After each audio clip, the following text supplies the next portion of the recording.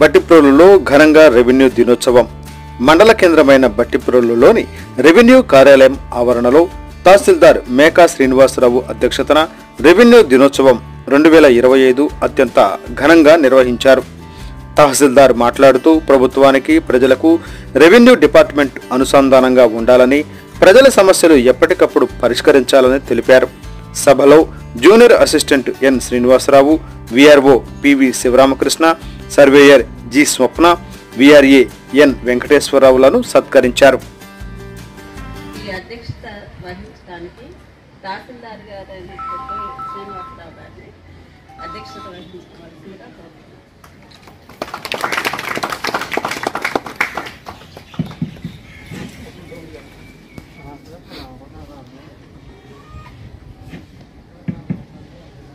ఈరోజు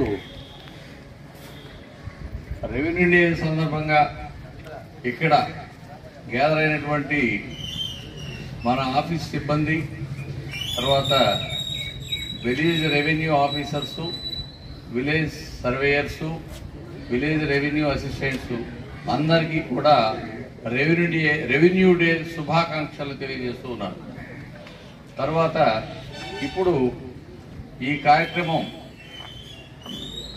ప్రారంభించే ముందు మన రెవెన్యూ శాఖకు సంబంధించి ప్రతిజ్ఞ ఒకటి ఉన్నది. దయచేసి అందరూ కూడా నిలబడి ఈ ప్రతిజ్ఞ చేయవలసిందిగా కోరుతున్నాను. అందరూ చేయి రాసి ఈ ప్రతిజ్ఞ చెప్తాను, మీరు కూడా చెప్పాలి. నేను రెవెన్యూ శాఖ ఉద్యోగిని అయినందుకు గర్వపడుతున్నాను. పురాతన కాలంలో ఏర్పాటు చేయబడి నేటికి కొనసాగుతూ సుసంపన్నమైన నా శాఖ కీర్తి ప్రతిష్టలు సర్వదా కాపాడగలనని పారదర్శకమైన జవాబుదారీ పరిపాలనను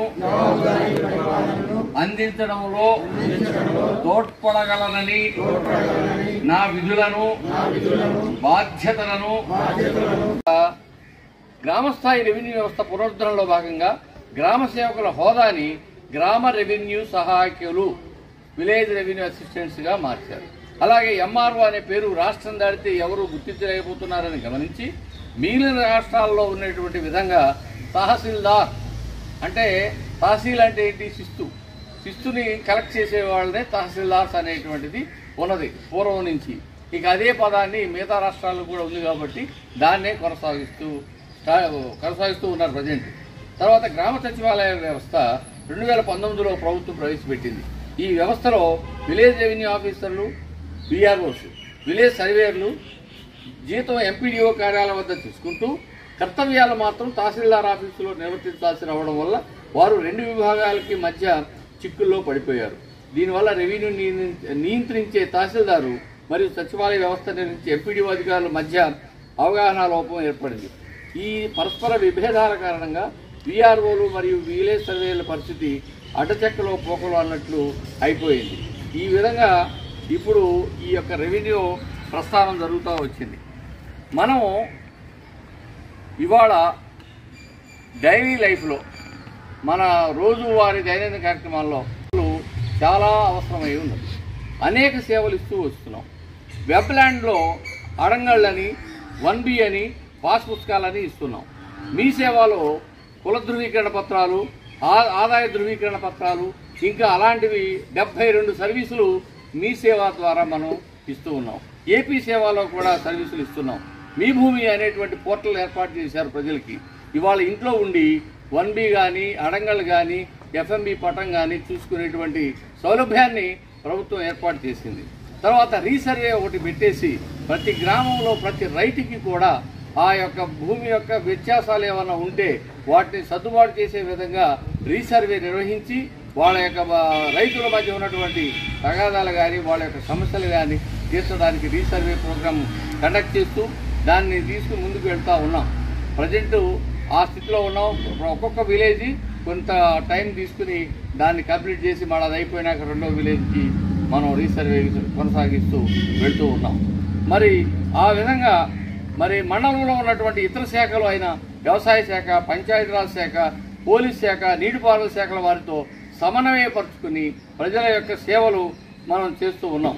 అత్యవసరమైన సేవలైనటువంటి ఫ్లడ్స్ అంటే వరదలు కానీ అగ్ని ప్రమాదాల పట్ల నిరంతరం అప్రమత్తంగా ఉండి వాటిలో కూడా మనం మన యొక్క రెవెన్యూ శాఖ యొక్క నిర్వహణ అది చాలా గర్వించదగినటువంటిది. Tender post in revenue department in the MRO office, అది ఛాలెంజింగ్ ఇష్యూ. ప్రతిదీ కూడా ఎవడొచ్చినా అక్కడ నిలబడాల్సిందే. ప్రతి వాడికి దైనందిన కార్యక్రమంలో ఎంత ఆఫీసర్లకైనా సరే, పెద్ద పెద్ద ఆఫీసర్స్ వస్తున్నారు, సెక్రటరీలు కానీ పెద్ద పెద్ద నేను చూస్తున్నా, మన దగ్గరికి వచ్చి వాళ్ళు నిలబడి ప్రాబ్లం ఏంటో చెప్పి ప్రతిదానికి ఎక్కడో పొలమో లేకపోతే వాడి సర్టిఫికెటో, ఇంకోటో, క్యాస్ట్ సర్టిఫికెటో, మ్యారేజ్ సర్టిఫికెటో, ప్రతిదీ దైనందిన క్రమంలో మ్యారేజ్ చేసుకోవాలంటే సర్టిఫికెట్, క్యాస్ట్ సర్టిఫికెట్ కావాలి, ఇన్కమ్ సర్టిఫికెట్ కావాలి, చదువుకోవాలి, పిల్లల పుస్తకాలు, పిల్లలు స్కూల్లో ఫీజులు ఏమైనా తగ్గించుకోవాలంటే ఇన్కమ్ సర్టిఫికెట్ కావాలి, స్కాలర్షిప్ కావాలంటే ఇన్కమ్ సర్టిఫికెట్ కావాలి, రైతులకి ఇన్కమ్ సర్టిఫికెట్ కావాలి, లోన్లు బ్యాంకులో లోన్లు ఇవ్వాలంటే ఏదైనా సరే నిత్య జీవితంలో మన రెవెన్యూ శాఖ యొక్క ఆవశ్యకత, ఇంపార్టెన్స్ అనేటువంటిది చాలా ముఖ్యమైనటువంటిది. అటువంటి రెవెన్యూ డిపార్ట్మెంట్లో ఇవాళ ఉద్యోగం చేయడం అని అంటే చాలా చాలా పూర్వజనం సుకృతం ఉండి ఉంటేనే దాంట్లో చేయగలుగుతాం. You are proud of your revenue department job to continue in this department as an employee. అది గుర్తుపెట్టుకోండి.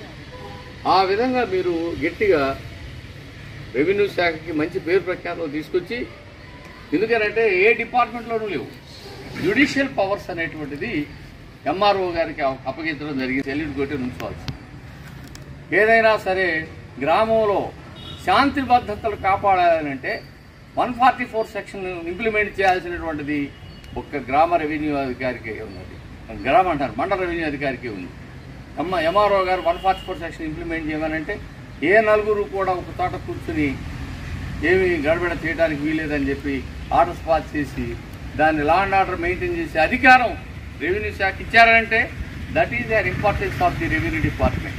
అది గుర్తుపెట్టుకొని మనమంతా కూడా రెవెన్యూ డిపార్ట్మెంట్లో పనిచేస్తున్నటువంటి దీనికి చాలా మనం శాయశక్తుల మన ఉన్నంత వరకు దానికి ఆ శాఖ యొక్క పేరు ప్రఖ్యాతులు బాగా ఇనమడింపజేయాలని, ప్రజల్లో మంచి పేరు తీసుకొచ్చుకోవాలి. ప్రతి వాళ్ళని కూడా సాధారణంగా చక్కగా వాళ్ళని దగ్గరికి తీసుకుని వాళ్ళ యొక్క సమస్యలు ఎప్పుడైతే మీరు తీరుస్తారో మిమ్మల్ని చాలా చక్కగా చూసుకుంటారు. దాంట్లో ఎటువంటి సందేహం లేదు. కాబట్టి ఎప్పుడు కూడా ప్రజలతో మమేకమైనటువంటి డిపార్ట్మెంటు ఏది జరిగినా కూడా ఇమీడియట్గా ఇన్ఫర్మేషను, ఒక గడ్డివాము తగలబడిని, ఇల్లు తగలబడిని, ఇమీడియట్గా ఇన్ఫర్మేషను వీఆర్ఓ నుంచి తహసీల్దార్కి వచ్చి, తహసీల్దార్ నుంచి కలెక్టర్కి వెళ్ళిపోద్ది. ఏది జరిగినా కూడా ఏ డిపార్ట్మెంట్ వాడు తడిగుట్టేసి పడుకుని నిద్రపోతూ ఉంటుంటాడు, వాడికి ఏ సంబంధం లేదు. బట్ తహసీల్దార్ గారికి మరియు పెద్దలు ఆర్ఐ గారికి, డిటి మేడం గారికి, అందరూ విఆర్ఓలకి, విఎస్లకి, విఆర్ఈలకి మరియు పత్రికా విలేకరులకి, రైతులకి అందరికీ నా నమస్కారాలు. ఇక్కడ ఆనందించదగ్గ విషయం ఏంటంటే తహసీల్దార్ గారు, డిటి మేడం ఒక ఇద్దరు భార్యాభర్తలు ఒక ఆఫీసులో ఒక చోట పనిచేయడం అనేది మనకి అందించిన గొప్ప. ఎందుకంటే ఎటువంటి కష్టమైనా ఒకళ్ళు చెప్పుకుంటే తీరిపోతుంది. ఇంకోటి ఏంటంటే సార్ చెప్పినట్టు రెవెన్యూ డిపార్ట్మెంట్ సముద్రం లాంటిది. సమస్యలు ఎప్పుడు అలల్లాగా వస్తూనే ఉంటాయి. సమన్వయంతో పనిచేయండి, విలువలను కాపాడండి, మానవత్వ ద్వారంతో పనిచేయండి, ఆరోగ్యాన్ని కాపాడుకోండి. రెవెన్యూ డిపార్ట్మెంట్లో కంపాషనేట్ అపాయింట్మెంట్స్ ఎక్కువ. కాబట్టి ఈ ఉద్యోగం మన తరంతోనే అంతమైపోవాలి, మనోళ్ళు ఉద్యోగానికి రావాలంటే వాళ్ళు ఎగ్జామ్ రాసి రావాలి అనే కాన్సెప్ట్తో మీ అందరూ ఆరోగ్యాన్ని కాపాడుకుంటూ, అలాగే కొంతమంది విధి నిర్వహణలో భయపడుతున్నారు. చాలా పూర్ ప్రోగ్రెస్ అంటే వాళ్ళకి తెలియకపోవటం. దానికి పక్క వాళ్ళ యొక్క తోడ్పాటు తీసుకోండి, అడిగితే తప్పేం లేదు. అలాగే దయచేసి అడిగిన వాళ్ళు కూడా పక్క వాళ్ళని ఎంకరేజ్ చేసి వాళ్ళకి కొంచెం తోడ్పాటు చేయవలసిందిగా కోరుతుంది. కాబట్టి వాటిని మనం అన్వయించుకుంటూ ముందుకు వెళ్ళాలని కోరుకుంటూ ఈ అవకాశం ఇచ్చిన అధ్యక్షుల వారికి ధన్యవాదాలు తెలుపుకుంటూ సెలవు తీసుకుంటాం. చాలా చక్కగా మాట్లాడింది లక్ష్మి. కరెక్టే. అది మెయిన్ పాయింట్ ఏంటంటే ప్రతి ఉద్యోగిని కూడా పై అధికారి కొంచెం మందలిస్తూ ఉంటాడు. ఎందుకు అని అంటే మీ మీద కక్ష ధోరణి, మీ మీద ఏదో శత్రుత్వం ఉండి కాదు, ప్రజలకి సేవలు అందించేటువంటి భాగంలో భాగంగా పై వాళ్ళకి సమాధానం చెప్పాలి అనుకున్నప్పుడు మీ దగ్గర నుంచి ఫీడ్బ్యాక్ కరెక్ట్గా రాకపోతే ఈ అధికారి మాట్లాడాల్సిన పరిస్థితి. అలాంటి పరిస్థితుల్లో మిమ్మల్ని కొంచెం మందలించేటువంటి పరిస్థితి ఉండదు తప్ప మీ పొట్టగొట్టి మీ మీద యాక్షన్లు తీసుకుని ఇంకోటి విధంగా మిమ్మల్ని ఇబ్బంది పెట్టాలి అనేటువంటి ఆలోచన ఏ అధికారికి ఉండదు. ఎందుకనంటే మీ యొక్క ఫ్యామిలీ మెంబర్స్ మీ మీద ఆధారపడి ఉంటారు. నీ వల్ల వాళ్ళందరూ సఫర్ అవుతారు. నేను అదే చెప్తాను, మీ మీద యాక్షన్ కనుక తీసుకుంటే వాళ్ళందరూ సఫర్ అవుతారు. నాయన నువ్వు బాగా చెయ్యి, వాళ్ళని దృష్టిలో పెట్టుకుని. ఎప్పుడు మనం పర్ఫెక్ట్గా చేస్తాము, భగవంతుడు మనల్ని ఆశీర్వదిస్తుంటాడు. గుర్తుపెట్టు, ఎవడో నిన్ను ఓడక్కర్లేదు, లేకపోతే ఎవడో మెచ్చుకోవాల్సిన పని లేదు, ఇంకోట్లేదు. భగవంతుడు ఆశీర్వాదం ఎప్పుడూ ఉంటుంది. ఆ విధంగా నీ యొక్క ఫ్యామిలీ మెంబర్స్ కూడా చక్కగా సర్వైవ్ అవుతారు. అది దృష్టిలో పెట్టుకుని ప్రతి ఒక్కళ్ళు కూడా సిన్సియర్గా వర్క్ చేయండి. ఇది నాది, ఇది నాకు భగవంతుడు ఈ వరం ఇచ్చాడు. దీంట్లో మీ అధికారులందరికీ మరియు ఆఫీస్ సిబ్బందికి, గ్రామ సర్వేయర్లకు, గ్రామ రెవెన్యూ సహాయకులందరికీ కూడా నా హృదయపూర్వక ధన్యవాదాలు. ఈ రోజున రెవెన్యూ డే జరుపుకోవడం అనేది మన డిపార్ట్మెంట్కి తప్ప వేరే ఏ డిపార్ట్మెంట్కి కూడా రెవెన్యూ డే లాగా పంచాయతీరాజ్ డే కానీ ఇంకో డిపార్ట్మెంట్కి ఎవ్వరికీ లేని అదృష్టం మన ఒక్కరికే. This is fact. మనిషి పుడితే మనతో పని, మనిషి మరణిస్తే మనతో పని. అతని జీవితకాలం అంతా కూడా ఏదో ఒక రకంగా మనతో పని ఉంటుంది. భూమి ఉంటే భూమితో పని ఉంటుంది, సర్టిఫికేట్స్ కావాలంటే మనతో పని ఉంటుంది. ఇప్పుడు పంచాయతీరాజ్ వ్యవస్థకు వెళ్ళిపోయినప్పటికీ కూడా ఇప్పటికీ కూడా late registration of birth and deaths మనమే చూస్తున్నాం. అందుకే మనిషి పుడితే రెవెన్యూ, మనిషి పోతే రెవెన్యూ అనేది మనకున్న ఇది. ఇంకొక పాయింట్ ఏంటంటే నేను చెప్పదలుచుకున్నది, VRS are the foundation stones to the revenue department. ఖచ్చితంగా వాళ్ళు పర్ఫెక్ట్గా చేస్తే ఏ విఆర్ఓ కానీ, ఏ విలేజ్ సర్వేయర్ కానీ విలేజ్లో ఏ ఇబ్బంది లేకుండా సర్వే అవ్వగలుగుతారు. ఖచ్చితంగా మీ తోడ్పాటు ప్రతి ఒక్క ఆఫీసర్కి అవసరం కనుక మనసా వాచ కర్మన మన పై అధికారులు హెల్ప్ చేయాలి అని చెప్పని మనస్ఫూర్తిగా కోరుకోండి.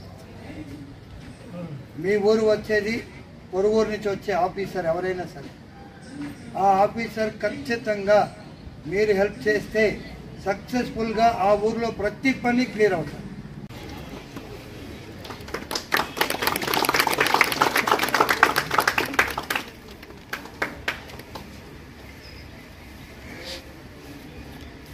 ఫోన్ చేసి కదా ఇచ్చేది.